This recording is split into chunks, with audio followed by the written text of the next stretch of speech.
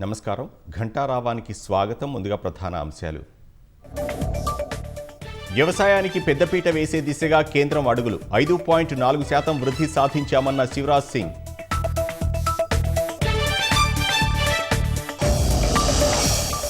అర్హులైన ప్రతి ఒక్కరికి ఇందిరమ్మ ఇళ్లు ఇస్తామన్న పొంగులేటి. ప్రజలెవరూ అధైర్యపడొద్దని మంత్రి భరోసా.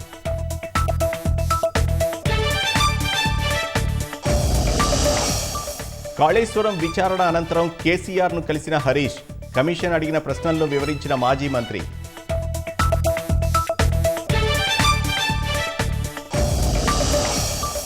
ఆరు గంటలుగా సాగుతున్న ప్రభాకర్ రావు విచారణ. ఫోన్ ట్యాపింగ్ కేసు వ్యవహారంలో సిట్ ప్రశ్నల వర్షం.